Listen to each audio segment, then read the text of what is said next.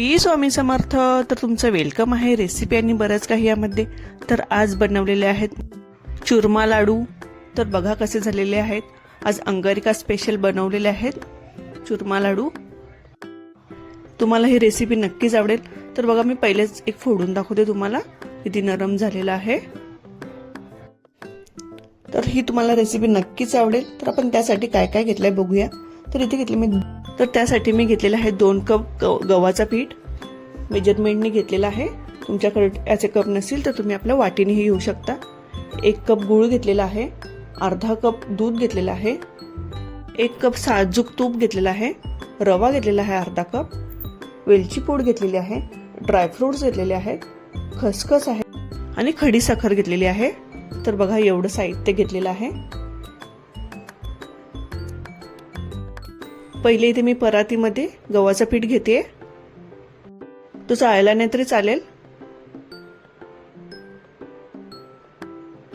आता त्यामध्ये मी टाकते अर्धा कप रवा. मीठ टाकते चवीनुसार. मीठ दाखवायला विसरली तुम्हाला. आणि आपल्याला साजूक तूप टाकायचं आहे. मी ते 3 ते 4 चमचे तूप टाकलेलं आहे. बघा आता हाताने आपण चांगलं तो मिक्स करून घेणार आहोत, म्हणजे तूप सगळीकडे लागला पाहिजे. तर तुम्हाला माझ्या रेसिपी आवडत असतील तर नक्कीच लाईक करा, शेअर करा आणि सबस्क्राईब पण करा. तर अशा प्रकारे आपलं पीठ सगळं, तर मी आता सगळीकडे तो चांगला चोळून घेते. बघा अशी मूठ झाली पाहिजे. आता त्यामध्ये आपण दूध टाकणार आहोत. तर मी इथे अर्धा कप दूध टाकलेलं आहे आणि नंतर लागेल तसं आपल्याला पाणीही टाकला तरी चालेल. तर अशा प्रकारे मी आता पीठ सगळं मळून घेते. बघा अशा प्रकारे आपलं पीठ मळून झालेलं आहे. जास्त कडक पण नाही मळायचं आणि जास्त नरम पण नाही करायचं आहे. आता तो आपल्याला भिजवला नाही तरी चालेल. डायरेक्टच आपण त्याच्यात म्हणजे मुटके करू शकतो. बघा पहिले पारी करायची आणि मग त्याला आपण प्रेस करून घेणार आहोत बोटाच्या साहाय्याने. बघा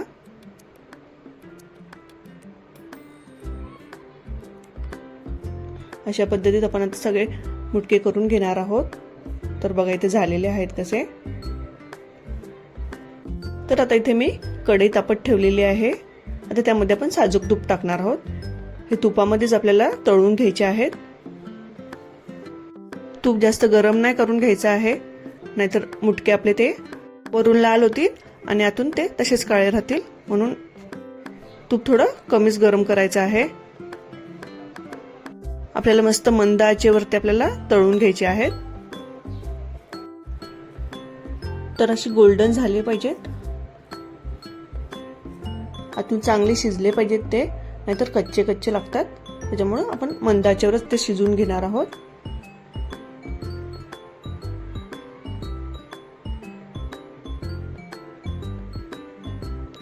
तर बघा अशा पद्धतीत आपले गोल्डन झालेले आहेत. तर आता ते मी प्लेटमध्ये काढून घेते.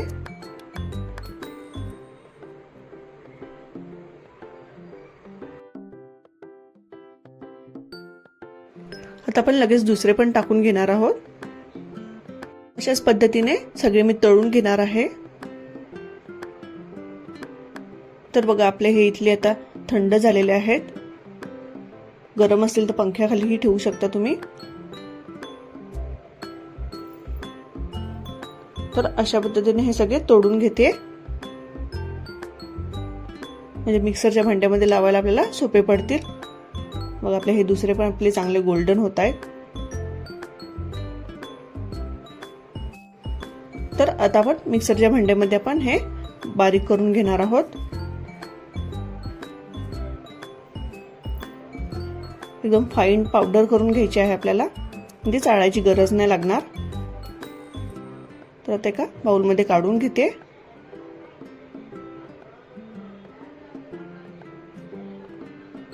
मग आपल्याला पावडर चांगली झालेली आहे, म्हणजे चाळायची गरज. सगळेच दळून झालेले आहेत आपली. बघा कसे. इथे मी गॅस बंद केलेला होता. आता आपण ड्रायफ्रुट्स तळून घेणार आहोत थोडं, आणि पुन्हा मी गॅस लावते. म्हणजे आपले ड्रायफ्रुट्स जळणार नाही. बघा इथे आपल्याला थोडेसे ड्रायफ्रुट्स तळून झालेले आहेत. आता त्यामध्येच आपण आता गूळ टाकणार आहोत. आपल्याला गुळाचा पाक नाही करायचा आहे, फक्त थोडंसं मेल्ट करून घ्यायचं आहे अशा पद्धतीत. तर मी गॅस पुन्हा बंद केलेला आहे. आता आपण गूळ चांगला मेल्ट करून घेणार आहोत. बघा आपला गूळ चांगला मेल्ट झालेला आहे. आता तो आपण त्या पावडर मध्ये ओतून घ्यायचा आहे.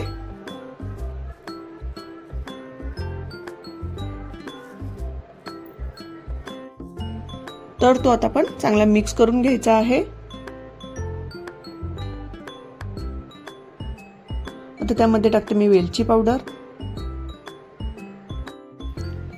आता खडी साखर टाकते त्यामध्ये. जी आपली मिश्रीची असते तीच त्यामध्ये टाकलेली आहे तोडून. तर चांगलं मिक्स करून घ्यायचं आहे. बघा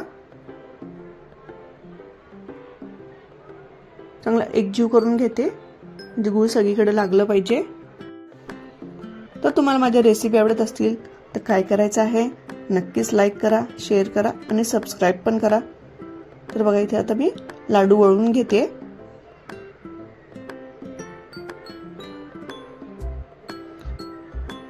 अशा पद्धतीने आपले सगळे लाडू आता वळून घेते.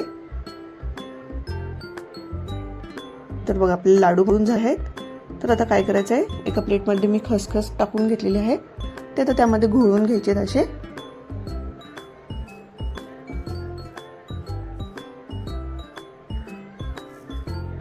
तर बघा आपले सगळे लाडू असे करून झालेले आहेत. तर अंगारिका स्पेशल मी बाप्पासाठी लाडू केलेले आहेत. रेसिपी आवडली तर नक्कीच लाईक करा, शेअर करा आणि सबस्क्राईब पण करा. तर ते मी पहिलेच व्हिडिओमध्ये दाखवलेलं आहे कसं नरम झालेलं आहे बघा लाडू. तर आता तोपर्यंत बाय बाय.